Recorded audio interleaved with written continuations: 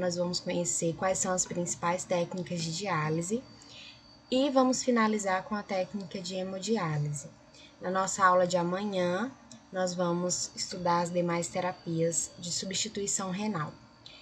Então, dentre os tipos de diálise, nós temos disponíveis a técnica de hemodiálise, que é uma das mais conhecidas, onde utiliza um processo de filtração do sangue para a eliminação de eletrólitos, metabólitos e líquidos, a terapia de substituição renal contínua e a diálise peritoneal. Existem dois tipos de diálise que podem ser realizadas, a diálise aguda e a diálise crônica. A diálise aguda ela vai ser indicada para pacientes que estão com alguma alteração aguda. Por exemplo, um paciente que tem um nível muito alto de potássio, um volume muito grande de líquido, paciente que está em acidose metabólica, pericardite, tá? Um paciente que está com retenção de líquido intensa. Então, são algumas causas agudas que o paciente pode necessitar da realização da diálise, mas uma diálise de forma reversível, tá? A gente pode entender a diálise aguda como uma diálise necessária naquele momento, mas que o paciente não venha a necessitar para o resto de suas vidas a realização desse procedimento. Então, depois que o paciente se recupera, que o seu estado volta ao normal, essa diálise aguda ela pode ser não mais utilizada. Esse método de diálise aguda, meninos, também é muito utilizado para eliminação de medicamentos ou toxinas do nosso corpo, tá? Por exemplo, a gente observa muito casos de intoxicação por agrotóxicos, tá? E aí há a necessidade da realização de diálise para a eliminação de maneira mais rápida dessas toxinas, assim como também alguns medicamentos, alguma disfunção hepática, aumento de potássio na corrente sanguínea, hipertensão e os casos de uremia, né, que a gente viu nas nossas aulas passadas, que o termo uremia, a gente pode entender como uremia o aumento, né, do quantitativo de ureia na corrente sanguínea. Deixa eu melhorar aqui.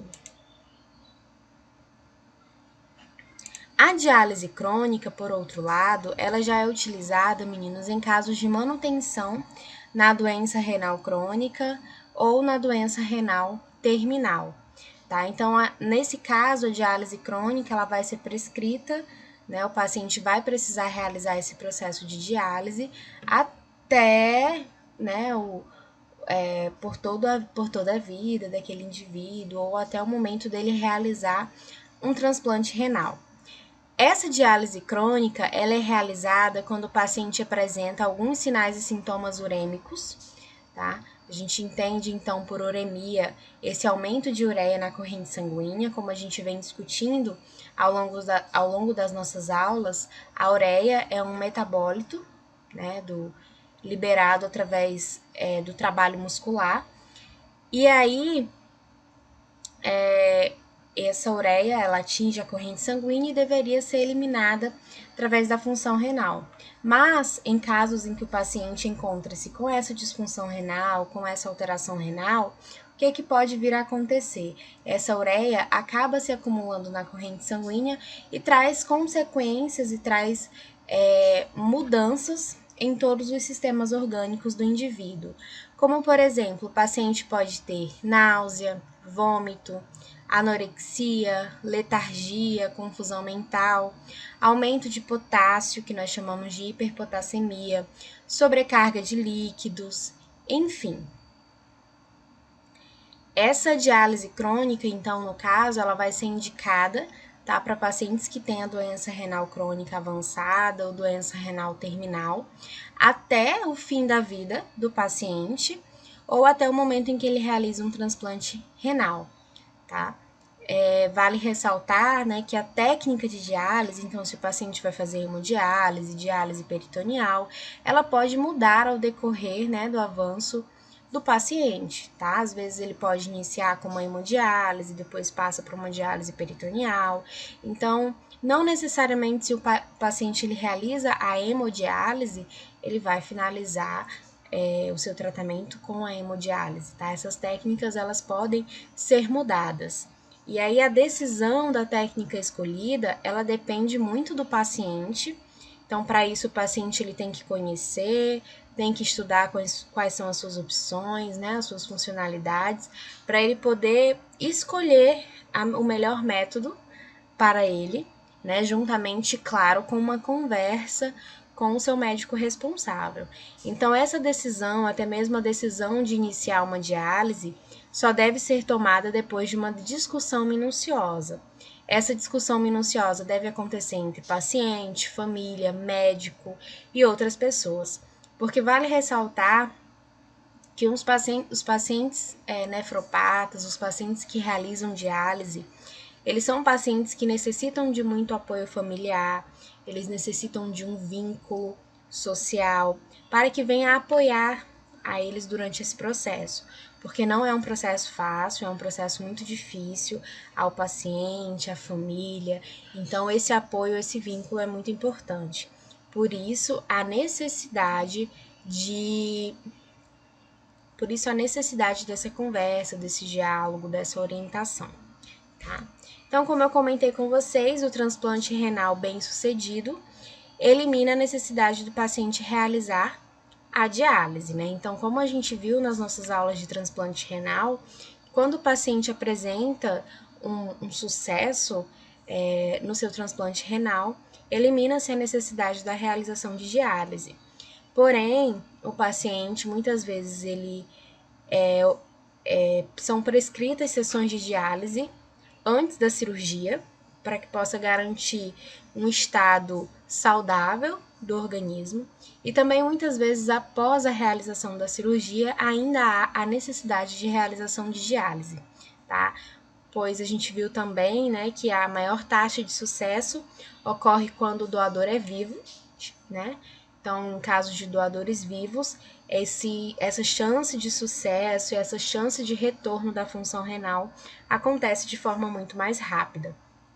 Enquanto que em pacientes cadavéricos, essa resposta, esse retorno da função renal é um processo muito mais lento. Então, por isso que muitos pacientes que mesmo após a realização do transplante renal, continuam necessitando da realização desses procedimentos.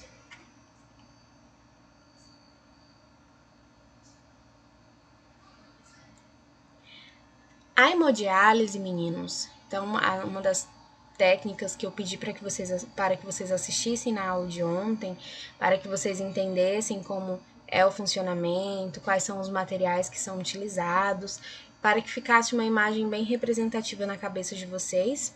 E aí hoje eu vou fazer mais um processo de definição para que vocês entendam, né, o que é uma técnica de hemodiálise, qual a sua importância, enfim. A hemodiálise, ele é um processo indicado para pacientes que estão agudamente doentes e que necessitam de diálise em um curto período de tempo, como, por exemplo, dias e semanas, como é o caso da diálise aguda que a gente comentou, por exemplo, um caso de intoxicação medicamentosa ou intoxicação por agrotóxicos, né? Então, nesses casos de pacientes que necessitam de uma terapia renal substitutiva aguda, em geral, indica-se o processo de hemodiálise. Bem como, né, essa técnica de hemodiálise, ela também pode ser utilizada para doenças renais crônicas avançadas e doença renal terminal, que precisam dessa terapia de substituição renal em um longo prazo. Então, essa técnica de hemodiálise, ela pode ser indicada tanto para a diálise aguda, como para os casos de diálise crônica. Porém, meninos, como a gente viu na nossa aula de fisiologia do sistema renal, o rim ele não é responsável somente pelo processo de formação da urina, pela eliminação de eletrólitos e de líquidos no nosso corpo, mas existem diversas outras funções que estão associadas a ele. Dessa forma, a técnica de hemodiálise, ela substitui apenas a função de formação de eliminação de metabólitos e líquidos do nosso corpo. Mas as demais funções endócrinas, metabólicas, que são regularizadas pelo rim, como, por exemplo, o controle de eritrócitos no sangue, né? Essa função ela não é regulada através do processo de hemodiálise. Tá? Então, a técnica de hemodiálise, o processo de hemodiálise, ele lida apenas com uma função renal. E as demais funções, elas precisam ser compensadas de alguma outra forma, tá bom? A maioria dos pacientes, eles recebem esse tratamento de hemodiálise em cerca de 3 vezes por semana, tá? Com uma duração média de 3 a 4 horas em um ambiente ambulatorial.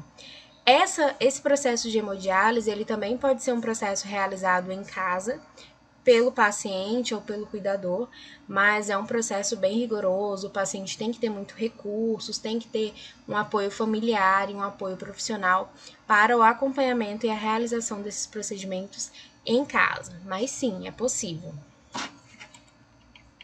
Então vamos entender qual o objetivo da hemodiálise. A hemodiálise tem por objetivo extrair as substâncias nitrogenadas tóxicas do sangue e remover o excesso de água. Então, o objetivo principal da hemodiálise, como eu havia comentado, ela vai substituir apenas uma função renal, que é de extrair essas substâncias e a água, certo? Então, as demais funções renais, elas não são substituídas pelo processo de hemodiálise. Para isso, nós vamos precisar de um dialisador, que também é conhecido como um rim artificial. Esse dialisador, como nós vamos ver na imagem daqui a pouco, ele serve como uma membrana. E através dessa membrana vai ocorrer a troca de substâncias, né? Então, as substâncias que precisam entrar na corrente sanguínea e as substâncias que precisam sair. Na hemodiálise, o sangue carregado de toxinas e produtos de degradação são desviados do paciente para a máquina. Então, esse dialisador ele consegue retirar essas substâncias que precisam ser eliminadas para a máquina das quais elas são liberadas.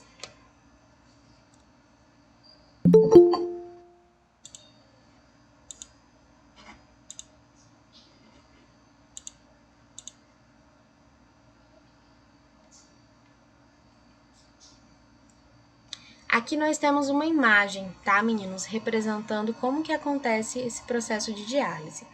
Os dialisadores, como nós podemos observar nessa imagem, são tubos formados por membranas semipermeáveis. Essas membranas semipermeáveis, meninos, permitem a passagem e a troca de substâncias, de líquidos, de toxinas, tá? Aqui nessa imagem a gente tem a representação de um acesso, certo? Todo acesso de hemodiálise, meninos, precisam ter duas entradas, tá? Uma que será a saída de sangue arterial. Esse sangue arterial, ele contém todos os metabólitos, os líquidos que precisam ser retirados, certo? E aí ele vai passar por todo esse processo de filtração e ele retorna pela outra entrada como sangue venoso, sendo que esse sangue que retorna, ele já é um sangue filtrado, certo? Então, aqui a gente tem essa imagem, né, representando a saída do sangue arterial, o monitor de pressão arterial, onde a gente vai ter esse controle da pressão. Aqui nós vamos ter o encaminhamento desse sangue através do filtro. Nesse filtro, como a gente consegue observar essa imagem melhor, né, esse orifício de entrada a gente tem a porta de entrada e a porta de saída do sangue. Enquanto que por esse orifício menor nós temos uma entrada de líquidos do dialisador e uma saída de líquidos. Aqui, meninos, nessa membrana semipermeável, que é essa membrana interna, ocorre então a troca de substâncias que deveria acontecer no rim.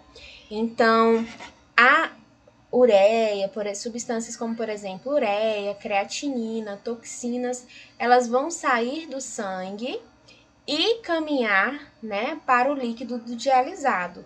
E esse líquido ele vai ser excluído do corpo, ele vai sair, vai ser eliminado.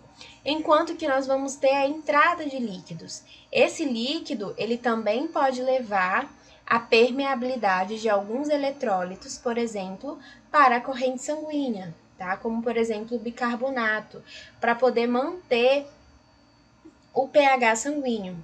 Lembram que uma das funções renais era o equilíbrio ácido-básico?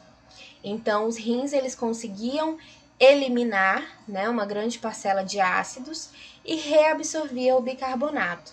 Através desse líquido do dialisado, esse líquido do dialisado ele tem uma concentração extremamente semelhante à corrente sanguínea, tá? Em níveis de eletrólitos, de líquidos, de concentrações. E isso faz com que possa ocorrer a reabsorção do bicarbonato e assim manter o equilíbrio no pH sanguíneo. Então, uma outra função realizada também no processo de hemodiálise é esse controle do equilíbrio de pH. Então, após a saída aqui do dialisador, nós temos uma roldana, podemos chamar assim, na máquina, onde nós vamos ter retenção de coágulo, de bolha, porque um dos riscos que o paciente sofre ao realizar esse processo de hemodiálise é o risco de embolia, tá bom? E essa embolia, ela pode ser causada devido a essa presença de coágulo, de bolha, que pode interferir, tá, no fluxo de corrente sanguínea. Quando há a presença de um coágulo, quando há a presença de uma bolha na corrente sanguínea, vai levar a uma interrupção, tá, do fluxo sanguíneo, obstruir um fluxo sanguíneo, e isso é uma consequência extremamente grave. Uma característica muito importante para a realização desse procedimento de hemodiálise, é a característica do acesso vascular. Tem que ser um acesso vascular pérvio, com uma boa velocidade de fluxo sanguíneo. O paciente ele pode apresentar um alto risco de infecção, então nós precisamos ter um cuidado muito rigoroso com esse acesso que será realizado, que será utilizado. Dentre as possibilidades de acesso vascular, nós temos os dispositivos de acesso vascular, tá? Que ele pode ser representado aqui por essa imagem, que a gente tem a representação, né, de um acesso vascular, tá? Vamos entender melhor um pouquinho o que significa esse acesso. Bom, o acesso imediato à circulação do paciente para hemodiálise é obtido através da inserção de um catéter de grande calibre, de duplo lumen. O que significa duplo lumen? Significa dizer que eu vou ter duas entradas, tá? Conforme a gente pode observar isso daqui. Né? A gente não tem duas entradas, a gente tem um adaptador azul e um adaptador vermelho, porque o adaptador vermelho vai estar representando a via arterial e o adaptador azul a via venosa, tá bom? Então, por isso, a necessidade de ter ser formado por um duplo lumen, porque conforme a gente observou aqui no funcionamento, a gente precisa, né, de uma saída do sangue arterial e de um retorno do sangue venoso, tá bom?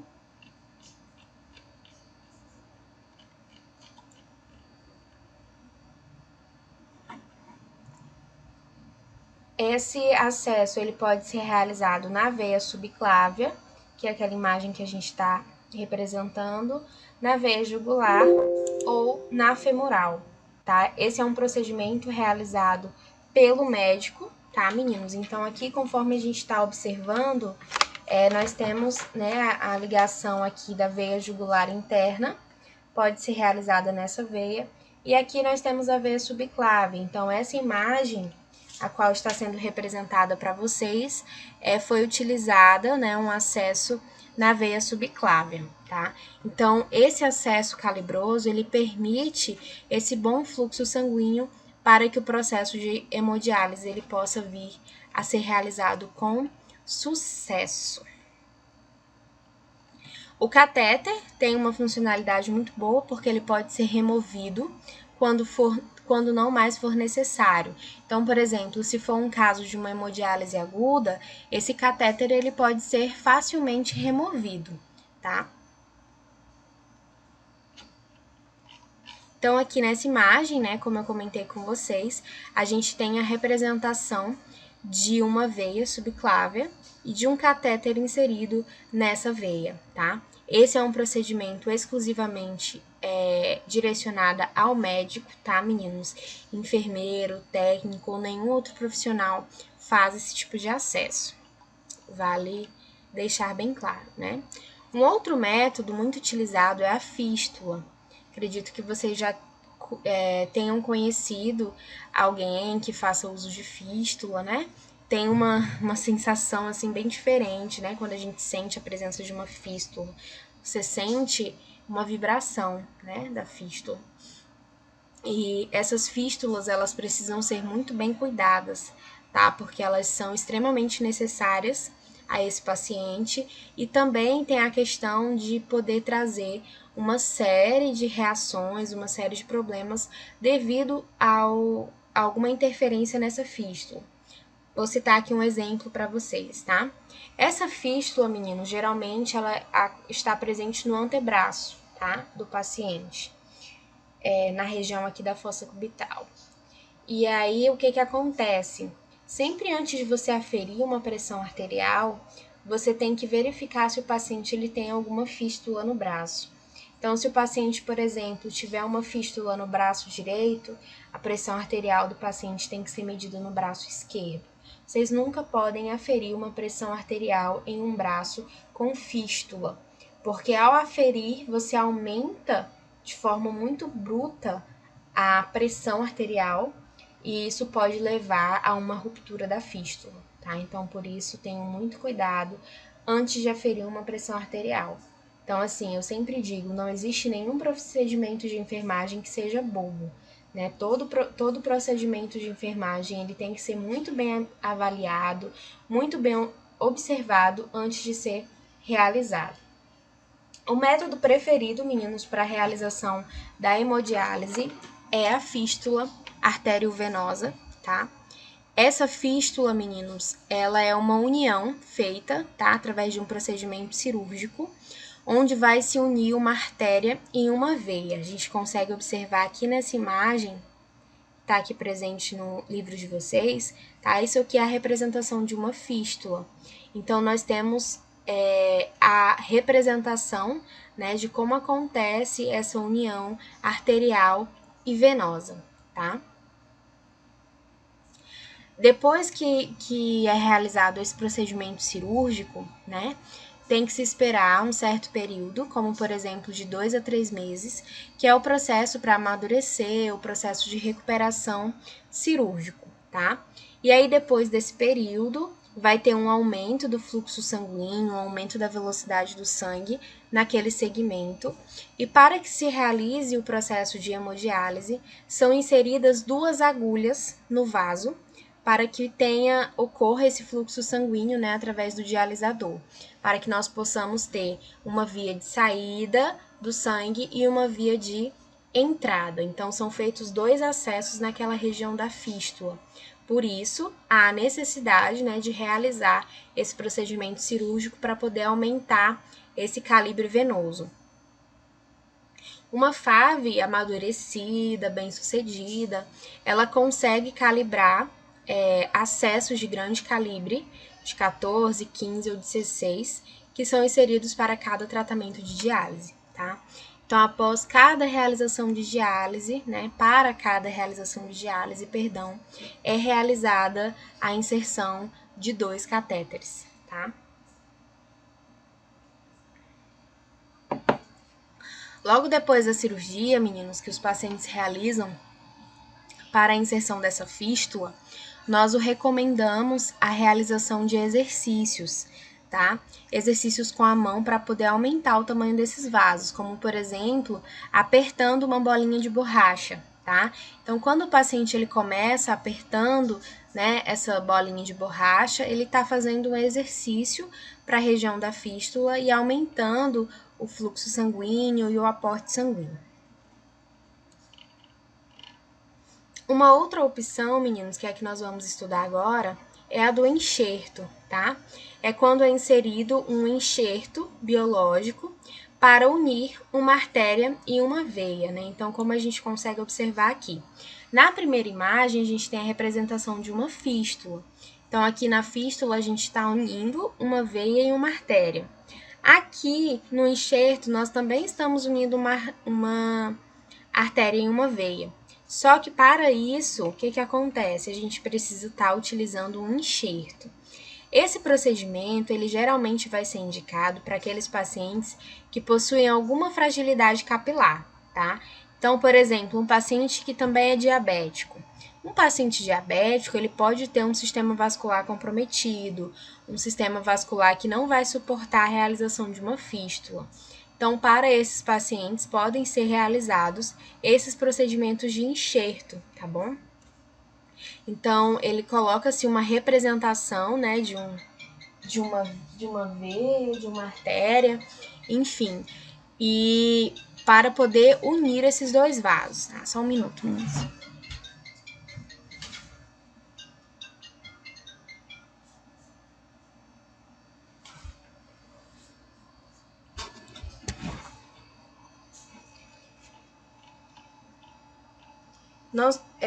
Um paciente que realiza diálise, meninos, ele tem alto risco de vir a desenvolver diversas complicações, tá?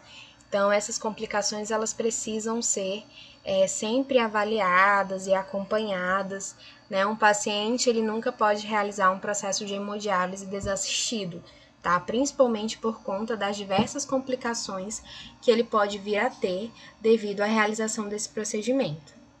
Então, embora a hemodiálise ela aumente, né, o período de vida do paciente, para um paciente com doença renal crônica, ela não vai alterar o curso natural da doença. Então, um paciente que tem uma doença renal crônica, ele vai precisar da realização da hemodiálise para ter continuidade na sua vida. Mas, ao realizar esse procedimento, ele não vai trazer o retorno do funcionamento renal. Então, isso precisa ficar muito claro, né, ao paciente, que não é uma cura, né? Você realizar uma hemodiálise, você não vai estar sendo curado de uma doença renal crônica, né? Ele vai precisar da realização desse procedimento ao decorrer da sua vida. E um paciente que realiza hemodiálise, ele está sujeito a algumas alterações, como, por exemplo, alterações de nível de lipídios, tá, meninos? O paciente que realiza hemodiálise, ele vai ter um aumento da concentração de lipídios na corrente sanguínea, da concentração de gordura na corrente sanguínea. E esse acúmulo de gordura na corrente sanguínea pode levar o paciente a um quadro de insuficiência cardíaca, de angina. Angina é a dor no peito, tá? Infarto agudo do miocárdio, um acidente vascular encefálico, uma insuficiência vascular periférica, sendo que as principais causas de morte de pacientes que realizam a diálise é justamente uma doença cardiovascular. Então, apesar dele estar realizando o processo de hemodiálise, né, ele pode ter um acúmulo aí de lipídios na corrente sanguínea e isso vir a desenvolver uma doença cardíaca. Uma outra condição agravante, né, a esse paciente, que a gente até, inclusive, vem discutindo bastante, né, a respeito da ocorrência, é o caso de anemia. Essa anemia, ela pode ser agravada, tá, pela perda de sangue que ocorre durante o processo de hemodiálise. A gente viu que alguns casos de doença renal pode levar a uma complicação anêmica, pode levar o paciente a desenvolver um quadro de anemia, certo?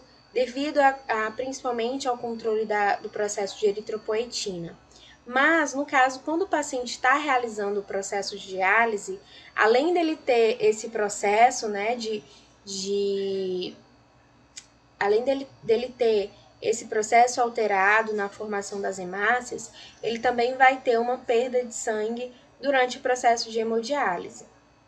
A gente faz de tudo para evitar essa perda, mas uma perda, nem que seja em uma pequena quantidade, ela irá acontecer.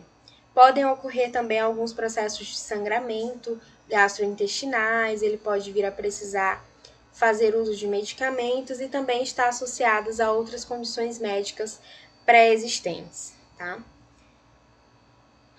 Uma outra condição também são casos de desnutrição, que são comumente observados, tá? Com esses pacientes. A desnutrição, meninos, no caso de pacientes que realizam hemodiálise, em geral, ela está associada tanto a perda de apetite, né, devido à realização do procedimento, quanto a episódios de náusea. E também o paciente ele vai ter que ter um controle muito rigoroso do seu consumo. Então, o paciente ele não pode comer qualquer coisa, ele tem que ter uma dieta balanceada, um consumo de líquido balanceado. E isso muitas vezes leva a um desgaste do paciente. A gente vai ver muito a questão psicológica, né? Então, essa desnutrição ela pode tanto estar ligada a esse lado psicológico, quanto à ocorrência de vômitos durante o tratamento de diálise.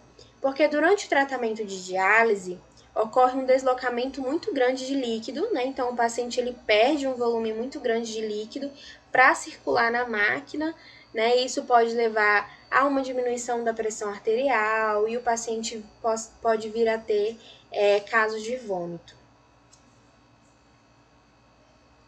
A gente também falou a respeito, né, da alteração no metabolismo do cálcio, que pode levar pacientes a ter fratura óssea e outras alterações osteomusculares.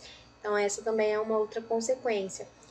Como eu comentei com vocês no início da aula, essa terapia de hemodiálise, ela vai funcionar somente para a eliminação de metabólitos, de substâncias, de excesso de líquido, mas as demais funções renais, elas não serão realizadas. Então, o paciente ele vai ter que conviver com as demais consequências impostas por essa doença. Uma outra condição é uma alteração do estado geral de saúde devido a alterações importantes no sono. Então, o paciente ele pode vir a ter alteração no seu padrão de sono devido à realização desse procedimento. É um procedimento muito desgastante ao paciente, o paciente fica extremamente sensível, né, em relação a tudo isso. Com frequência também podem ocorrer episódios como falta de ar, hipotensão, que é a diminuição da pressão arterial, câimbras musculares, exsanguinação, né? Então a saída de sangue, se as linhas elas não estiverem bem posicionadas, arritmias, que são quadros de alteração de ritmo cardíaco. A embolia gasosa, meninos, é uma consequência, né, muito grave, extremamente rara, porque a máquina de hemodiálise ela tem um controle de formação de bolhas, né? Então ela consegue identificar uma possível bolha na corrente sanguínea e quando ela identifica essa possível bolha, ela impede, tá? O processo de filtração. Então a máquina identificou a presença de uma bolha, ela para tudo, né? Porque essa bolha ela não pode entrar na via do paciente. Pode ocorrer também casos de dor torácica e casos de alteração neurológica também, tá? Então, assim, a gente pode observar, né, o processo de hemodiálise como um processo extremamente necessário ao paciente, né? O paciente ele precisa realizar esse processo de hemodiálise, mas o que acontece? Essa hemodiálise de forma exclusiva, ela não consegue trabalhar com as demais consequências do paciente. Então, as demais condições fisiológicas permanecem no indivíduo e que precisam ser tratadas e trabalhadas de uma outra forma. Deixa eu ver aqui as perguntas de vocês. Douglas, a infecção pode levar o paciente a óbito, né? Sim, né? Então, assim, um paciente que realiza hemodiálise, meninos, ele tem um alto risco de vir a ter um processo infeccioso, tá? Seja devido ao procedimento, seja devido ao acesso venoso, mas ele tem sim um alto risco de infecção. E a gente viu que um paciente renal é um paciente que vai ter uma imunidade baixa também, então ele é do grupo de risco para esses quadros de infecção, certo? Então, uma infecção em um paciente renal, uma infecção em um paciente renal pode sim levar o paciente a óbito. Em relação à pergunta da Cleciane, professor, esse processo dura a vida toda? Hemodiálise. Bom, a hemodiálise, como comentei no primeiro tópico, ela pode ser aguda ou crônica, tá, Gliciane? No caso da hemodiálise aguda, ela vai ser realizada, no caso, por exemplo, de um paciente que sofreu uma intoxicação. Esse paciente que sofreu a intoxicação, ele só precisa do processo de hemodiálise até a eliminação das substâncias tóxicas, tá? Mas um paciente que tem uma insuficiência renal crônica, uma doença renal terminal, ele vai precisar fazer hemodiálise para o resto da sua vida, certo? Então depende do quadro de adoecimento do paciente. Se ele vai precisar de uma hemodiálise aguda, que é somente até a melhora dos sintomas, ou se ele é um paciente renal crônico. Aí um paciente renal crônico faz hemodiálise para o resto da vida. Em média, 3 vezes por semana, tá? Então, pensem aí, 3 vezes por semana para o restante da vida. Aos pacientes que se enquadram nas condições, né, solicitadas, que possuem um doador, podem vir a realizar um transplante renal. Então, depois que o paciente realizou o transplante renal, aí sim ele não precisa mais do processo de hemodiálise, né? Claro, se tivesse sido tudo um sucesso, tá bom? Por isso que na nossa aula de transplante renal a gente discutiu, né, a respeito da importância desse procedimento e da melhora da condição de vida ao paciente que realiza esse transplante. Tá? Deu para entender, meninos?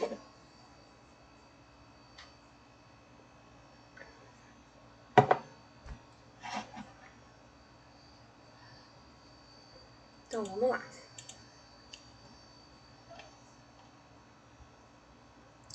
Bom, meninos, nós temos alguns cuidados de enfermagem, né, destinados a esses pacientes, que são monitoramento, né? Então, o paciente, ao realizar uma hemodiálise, ele não fica de forma nenhuma desassistido, desacompanhado, tá? Ele tem que estar a todo momento sendo monitorado, acompanhado. Os seus sinais vitais, eles precisam ser continuamente medidos, né, aferidos, para poder identificar uma possível complicação. Apoio, né? Então, o paciente ele tem que receber apoio. É um procedimento muito difícil, né? O paciente é um procedimento delicado, o paciente pode sentir dor, é desgastante, né? Já pensou, você tem que fazer isso 3 vezes por semana. A sua vida, de certa forma, ela vai ter que ser mudada completamente e a sua rotina adaptada, né? Então, é uma situação muito difícil, o paciente ele vai precisar do nosso apoio. A avaliação, essa avaliação também é muito importante. A gente tem que avaliar para saber se essa terapia ela está surtindo efeito, se ela está funcionando. Então, por exemplo, se o paciente estiver fazendo hemodiálise, mas mesmo assim ele tiver com acúmulo de líquido, seus exames laboratoriais não melhorarem, ele ainda está com ureia e creatinina elevadíssimos, potássio elevado, né? Isso significa que essa função renal, que essa terapia de hemodiálise, ela não está funcionando. Ela precisa ser reavaliada, ser novamente programada para poder oferecer o necessário ao paciente. E educação, né? A educação do paciente também é um ponto muito importante.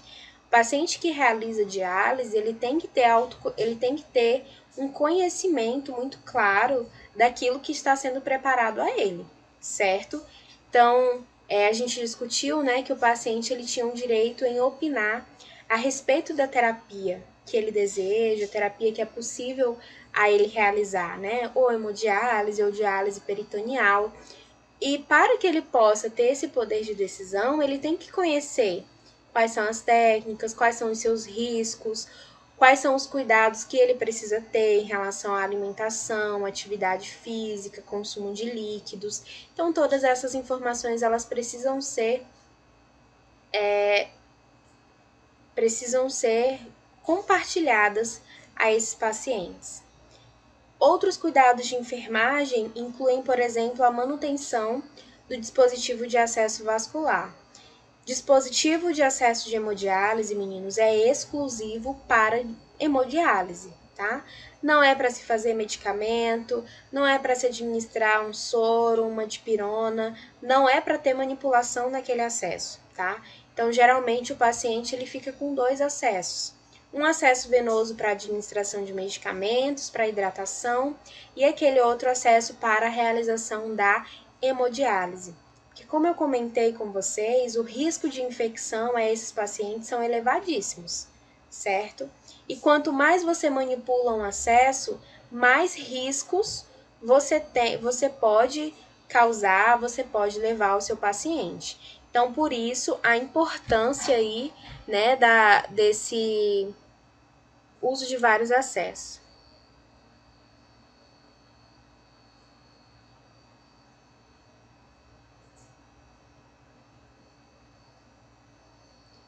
Isso, Cleciane, exatamente. Bom, exatamente, né? A equipe em si, ela tem que trabalhar junto, certo? Então, a equipe de enfermagem, ela é formada pelo enfermeiro e pelo técnico de enfermagem. A responsabilidade por esses cuidados é de responsabilidade de toda a equipe. Então, assim, vocês vão ver, por exemplo, a respeito dos cuidados que a gente precisa ter com o acesso de hemodiálise, né? Então, esse acesso, ele tem que ser bem protegido, ele não pode estar em contato com superfícies contaminadas. Esse curativo, ele precisa ser constantemente trocado, desinfectado, né? São situações que são de responsabilidade da equipe. E essa equipe, ela tem que estar a todo momento acompanhando esse paciente. A gente viu que os casos, os índices de complicação, eles são elevadíssimos. Então, a equipe, ela precisa estar a todo momento acompanhando o seu paciente para evitar essas possíveis complicações. Por exemplo, se o paciente estiver realizando um processo de hemodiálise e ele teve um quadro de hipotensão, então a sua pressão baixou muito. Como que eu vou saber isso? Eu só vou saber se eu estiver acompanhando e aferindo a pressão arterial do meu paciente, tá? Então, esse acompanhamento durante o processo, ele é essencial. O processo de hemodiálise pode durar em torno de 3 a 4 horas, então é um período de tempo longo, né? Um período de tempo considerável na qual a gente fica acompanhando continuamente o nosso paciente, tá bom?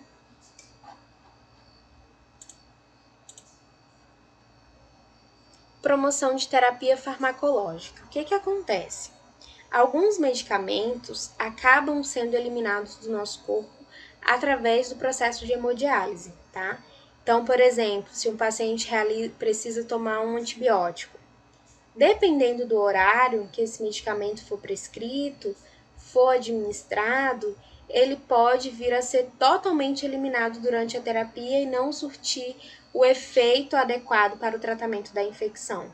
Então, todos esses medicamentos que serão administrados precisam ser muito bem avaliados e prescritos no momento correto, na hora correta, levando em consideração a terapia de hemodiálise, tá bom?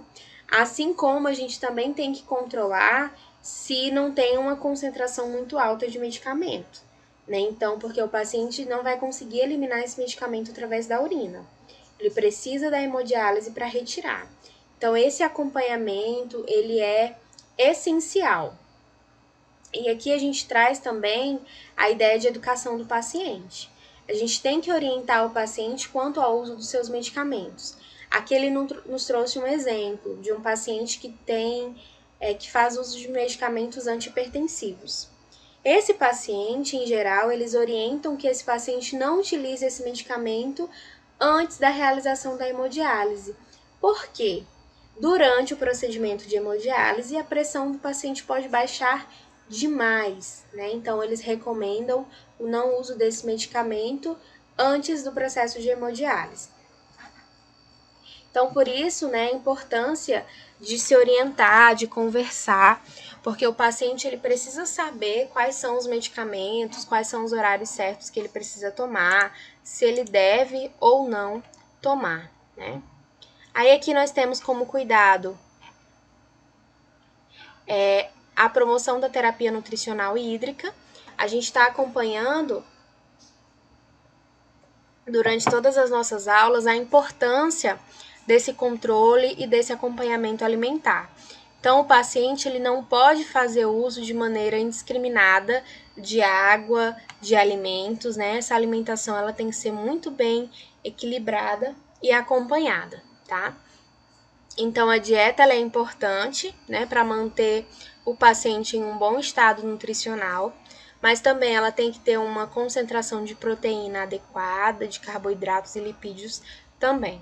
O paciente ele vai ter uma restrição ao consumo de líquidos, tá, meninos? O paciente ele não vai poder ter esse consumo de líquido liberado, né? Esse consumo de líquidos ele é altamente restrito, tá? Uma quantidade específica. Então, por isso eu falo, né, da importância da educação, porque a gente vai ter que orientar o paciente a como ele vai realizar esse controle de líquidos. A gente tem que ensinar que todo líquido que ele tomar, ele vai ter que registrar. E para isso o paciente ele tem que ter um acompanhamento muito rigoroso. Dentre outras restrições, nós temos também o consumo de proteína, porque a gente viu que o metabolismo da proteína libera, né, a ureia e a creatinina. O consumo de sódio, porque um paciente renal ele tem a retenção de sódio, ele não elimina o sódio. De potássio, que a gente também tem um acúmulo de potássio na corrente sanguínea e de líquidos, certo? Então, a dieta de um paciente renal, mesmo que ele esteja realizando a hemodiálise, ela tem que ser dessa forma, tá? Ela tem que ser restrita. Claro que à medida que o paciente vai evoluindo ao tratamento, né, que as concentrações vão melhorando, a partir daí o paciente vai ganhando um pouco mais de liberdade. Mas mesmo assim, né, com essa liberdade, ainda é uma dieta muito restrita. E muitas vezes, meninos, essa mudança na alimentação, ela é vista por maus olhos, né? Então, o paciente ele se sente muito frustrado ao ter que realizar toda essa mudança de comportamento, essa mudança de consumo de líquidos. Então, o paciente ele vai ter muita dificuldade, principalmente para alterar essa condição da nutrição, porque os pacientes eles têm dificuldade em reconhecer que a alimentação ela tem alteração na função renal. Né? Muitas vezes as pessoas pensam que o que vai interferir na função renal é somente o consumo de líquidos, é você beber líquido. Mas não, o padrão alimentar também, né, interfere de forma bem direta nesses pontos, tá? E atendimento às necessidades psicossociais. Então, o paciente ele vai ter muita necessidade desse acompanhamento, tá? É um paciente que vai precisar ter um acompanhamento familiar, um acompanhamento social para a realização desses procedimentos. O paciente ele pode vir a ter muitas crises de ansiedade, de depressão, porque eles estão lidando com uma falta de previsão da doença, né? E de ruptura de suas vidas, então muitos já podem imaginar morrendo, porque é uma doença que não tem cura, né? Enfim. Então isso pode trazer muitas crises emocionais e dificuldades de lidar com essas novas condições. A necessidade de realizar técnicas de diálise, procedimentos de diálise, também levam o paciente a adotar um estilo de vida muito rigoroso e organizado. Então, ele tem que ter os dias da semana dedicados à realização de hemodiálise. É um dia que tem que ser praticamente exclusivo para isso, porque o paciente fica muito debilitado após a realização do procedimento, né? A questão da alimentação, então, muitas vezes o paciente se vê sem muitas opções ao se alimentar, ao sair com os amigos.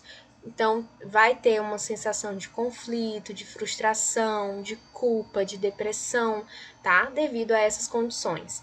Por isso, a importância, né, da equipe trabalhar e lidar com essas situações, oportunizando o paciente a se expressar, a falar a respeito dos seus sentimentos, das suas preocupações, das suas raivas, né?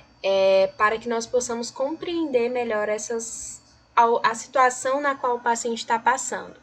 E aí, dependendo da conversa que você tiver com seu paciente, do que você perceber, então, se for um paciente que está tendo crises muito recorrentes de ansiedade, tentativas de suicídio, né? Então, você já fica com um sinal de alerta e observa que esse paciente ele necessita de uma atenção especial.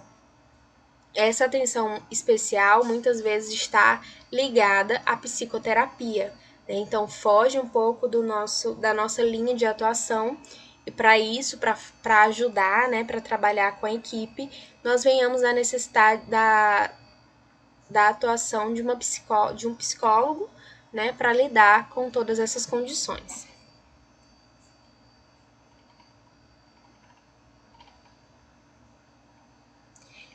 Em relação ao ensino sobre o autocuidado do paciente, um paciente que realiza o procedimento de hemodiálise, ele tem que ser um paciente muito responsável, né? Ele tem que saber muito bem sobre o seu tratamento, ele tem que conhecer o seu tratamento, as rotinas, as regras. Ele vai precisar do apoio familiar, do apoio social para a realização desses procedimentos, né? Então, nós precisamos, através da conversa, através do histórico, a gente consegue identificar as necessidades de aprendizado dos pacientes e dos familiares, né? Então, através desse processo histórico, da conversa, a gente consegue identificar aí as necessidades, né? Tanto do paciente quanto da sua família. E aí a gente precisa trabalhar a questão do ensino apropriado. Você não vai ter um ensino geral, né? A mesma forma como você conversa, trata uma pessoa, não significa que o outro você vai ter que tratar da mesma forma.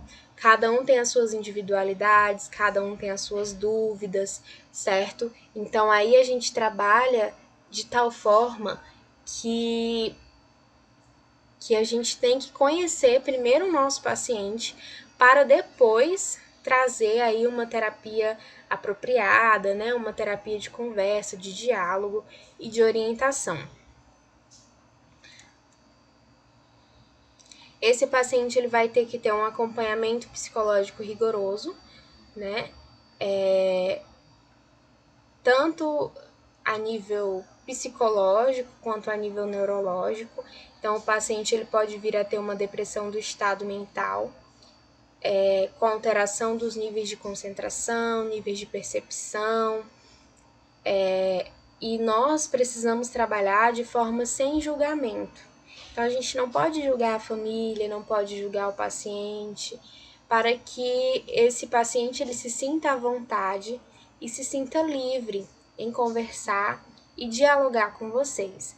Porque à medida que você vem conversar com seu paciente, né, você com 1000 pedras na mão, criticando, julgando, esse paciente não vai ter abertura, não vai ter coragem de conversar e de dialogar com você, tá? Então, um paciente que realiza diálise, ele vai precisar muito desse apoio psicológico da equipe destinada a eles, tá bom, meninos? Bom, meninos, alguém tem alguma pergunta? Alguém quer fazer algum comentário? A nossa aula de hoje eu destinei somente para técnicas de hemodiálise, tá? E nas aulas de amanhã a gente vai conhecer as demais terapias. Quero passar um recado para vocês que eu já mandei no grupo, mas que eu vou reforçar aqui na aula, tá? A nossa prova ela será realizada na sexta-feira, né? Na verdade, eu vou enviar a prova para vocês na quinta e vocês terão até a quarta-feira para me enviar os resultados da prova e segunda-feira eu disponibilizo as notas, tá? Alguém tem alguma pergunta? Alguém quer fazer algum comentário? O Alisson só tem dúvida na prova e na prova tu vai ter que ficar com a dúvida, né, Alisson? Aí depois da prova eu te respondo a tua dúvida. Tá, gente? Deu para entender?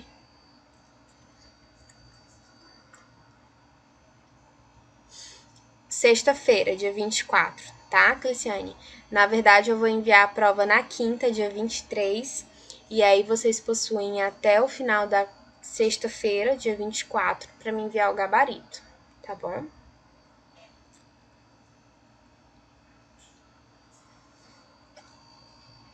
Então, ótimo, tá, meninos? Desejo uma boa tarde para vocês, tá? Aguardo vocês amanhã e qualquer dúvida eu estou à disposição.